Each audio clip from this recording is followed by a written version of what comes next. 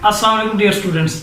अच्छा, तो आज का जो टॉपिक है, आज जो मैं टॉपिक प्रेजेंट करने लगा हूँ वो है एटम। अच्छा, एटम की हिस्ट्री जो है वो बयान की जाएगी कि एटम जो है वो कैसे उसके बारे में पहला ख्याल जो पैदा हुआ और उससे लेके आज तक जो एटम के बारे में हम जानते हैं, तो कैसे ये जो है ये एक प्रोसीजर जो है वो चला, तो उसके बारे में आज हम डिस्कस करेंगे। तो आज का हमारा टॉपिक है एटम। अच्छा, एटम जो है इसका लफ्जी मतलब जो है वो ये ग्रीक वर्ड है एटॉम्स, तो वहां से जो है ये डिराइव्ड है और इसका जो मीनिंग बनता है वो बनता है इनडिविजिबल। इनडिविजिबल का क्या मतलब है कि ये नाकाबिले तकसीम है। यानी हम ये शुरू में जो इसका नाम रखा गया तो उस वक्त इसके बारे में यही तसव्वुर था कि इससे छोटा कोई पार्टिकल नहीं होगा और ये नाकाबिले तकसीम है, मतलब इसको तकसीम नहीं किया जा सकेगा। तो जो सबसे पहला ख्याल इसके बारे में पेश किया गया था एटम के बारे में, वो पेश किया था ग्रीक फिलोसफर्स ने। जो यूनानी फिलोसफर्स थे उन्होंने सबसे पहले सोचना शुरू किया, तो वो फिलोसफर्स थे। तो जो ग्रीक फिलोसफर्स हैं उनकी क्या ख्याल थी मैं आपको बताता हूँ।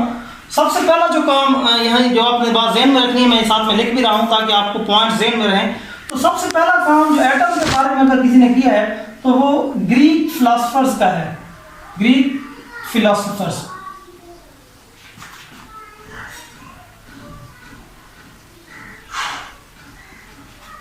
तो जो ग्रीक फिलोसफर्स थे उन्होंने ये, क्योंकि वो फिलोसफर थे, वो केमिस्ट तो थे नहीं, तो उन्होंने एक सोच बयान की कि जैसे एक बिल्डिंग होती है तो बिल्डिंग जो है वो ईंटों से या पत्थर से, उन चीज़ों से बनती है। तो वो जो ईंट है तो वो भी रेत के दानों से बनते हैं, तो रेत के दाने भी छोटे किए जा, आखिर एक ऐसी चीज़ ज़रूर होगी जिसको मज़ीद तकसीम नहीं किया जा सकता होगा, यानी एक इनडिविजिबल चीज़ ज़रूर होगी।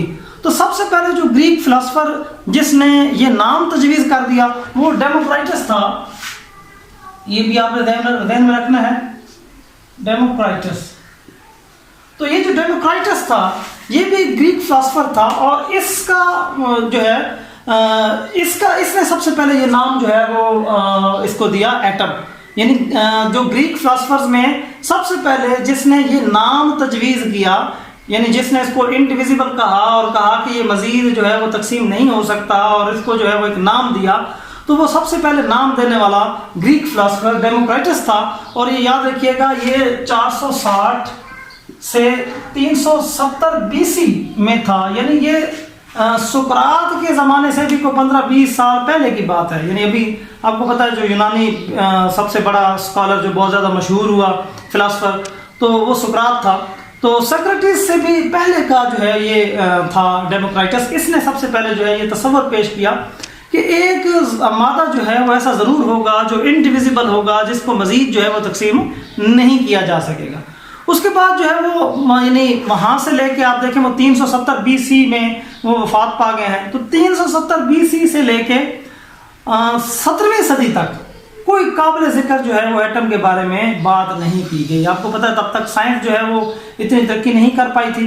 तो 17वीं सदी के भी आखिर में आके जो है वो जो नेक्स्ट जो काम इसके ऊपर हुआ, तो आपने याद रखना है कि सबसे पहले जो इसके ऊपर वर्क किया वो ग्रीक फिलोसफर्स ने किया, यानी जनरली उनके ऊपर बोलते रहे। उसके बाद जो वर्क किया वो डेमोक्राइटस ने कहा। डेमोक्राइटस ने जो है वो इसको नाम दिया। डेमोक्राइटस का जो वर्क है कि उसने वो जो इनडिविजिबल पार्टिकल जिनको वो कह रहे थे कि जो नाकाबिल तकसीम है, उनको एक नाम दे दिया एटम का। उसके बाद लेट 17th सेंचुरी में जो वर्क हुआ है वो क्या था, उसके ऊपर आपने तवज्जो देनी है कि लेट 17th सेंचुरी जो है, यहाँ पे मैं किसी एक साइंटिस्ट का नाम नहीं लिखता, उसकी वजह यह है कि मुख्तलिफ साइंटिस्ट यहाँ पे काम करते रहे हैं और वहाँ पे ये डिस्कवर लेट 17th सेंचुरी में जो ज़्यादा वर्क हुआ है वो ये हुआ है, ये देखा गया है कि जो मुख्तलिफ कंपाउंड्स हैं उनके अंदर एक जैसे एटम है, मतलब एक जैसे एलिमेंट से मुख्तलिफ कंपाउंड्स बने हुए हैं। यानी जितने मुख्तलिफ कंपाउंड्स थे जब उनको तोड़ा जाता था तो उनसे एक ही किस्म के एटम जो है वो मिलते थे। तो ये जो है लेट 17th सेंचुरी में जो वर्क हुआ, उसके बाद जो है वो 1808 में आके जॉन डाल्टन ने जो है वो एक बड़ी ज़बरदस्त तरीके से जो है वो आप कह सकते हैं साइंटिफिक प्रूफ दिया। पहला साइंटिफिक प्रूफ जो है वो आके किसने दिया? जॉन डाल्टन ने। तो ये नाम आपने याद रखना है कि जो जॉन डाल्टन था उसने क्या किया, उसने एक साइंटिफिक प्रूफ दिया। वो कैसे, मैं आपको समझा। ये 1808 का जो है एक वर्क है जॉन डाल्टन का। तो उसने क्या किया, उसने जो है वो कहा, यानी उससे पहले जो है आपको 1818 में जो है वो 2 लॉज आपको पता है मौजूद थे। तो एक लॉ था law of conservation of matter और दूसरा था लॉ ऑफ डेफिनेट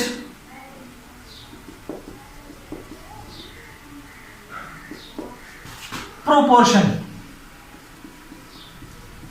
अब ये जो 2 लॉज हैं, डाल्टन ने क्या कहा, डाल्टन ने जो है वो यहाँ थ्योरेटिकल वर्क किया और उसने ये साबित किया कि अगर एटम के वजूद को तस्लीम ना किया जाए तो ये दोनों लॉज प्रूव ही नहीं हो सकते। यानी ये दोनों लॉज जो है वो तभी दुरुस्त साबित होते हैं अगर हम ये बात माने कि एक इनडिविजिबल पार्टिकल है।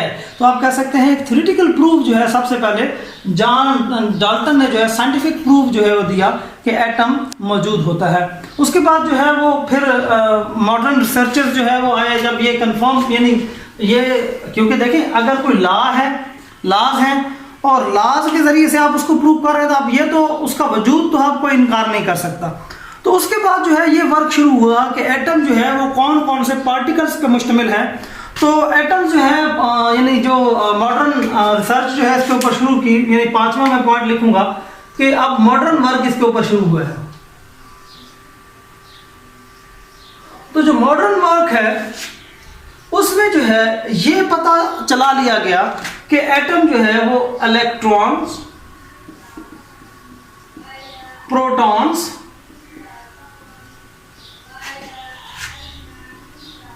न्यूट्रॉन्स और इसके अलावा जो है वो इलेक्ट्रॉन, न्यूट्रिनो, एंटी न्यूट्रिनो और भी जो है वो बहुत से पार्टिकल्स जो है, कहीं 100 से भी ज्यादा पार्टिकल्स जो है वो एक्सपेक्ट किए जा रहे हैं कि और भी पार्टिकल्स जो हैं वो एटम के अंदर मौजूद हैं।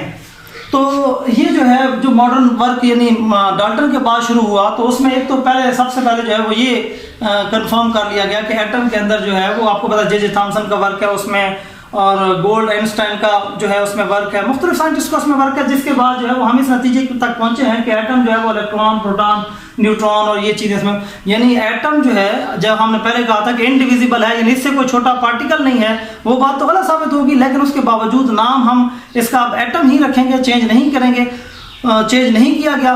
तो उसके बाद जो है मजीद अगर एटम के ऊपर वर्क किया गया है तो वो छठा पॉइंट मैं ऐड करूंगा, वो जैकब ब्रिजलियस का वर्क है। जैकब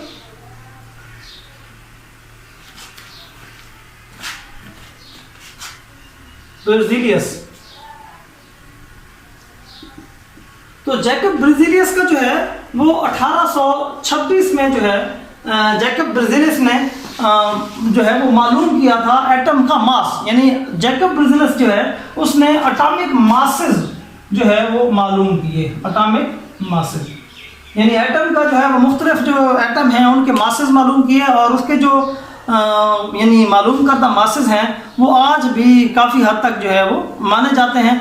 वैसे आज मॉडर्न टेक्निक्स में इसके बहुत सारे जो मासेस इसने मालूम किए थे वो चेंज हुए हैं, लेकिन बहरहाल आप ये देखें आज से 200-250 साल पहले जो उसने वर्क किया वो आज भी काफ़ी हद तक जो है वो माना जाता है। उसके बाद जो है जो लास्ट आप मैं ऐड करना चाहूँगा कि एटम के बारे में जो यानी बहुत इम्पॉर्टेंट इंफॉर्मेशन ऐड की तो वो था हेनरी मूजले।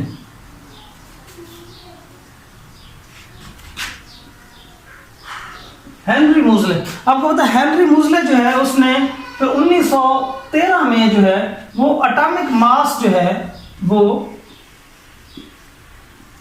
एटॉमिक नंबर जो है वो डिस्कवर किया। तो एटॉमिक नंबर आपको पता है एटम की एक बहुत ही अहम खसूसियत है जिसकी बुनियाद पर हम उसकी केमिकल प्रॉपर्टीज जो है वो डिस्कस करते हैं।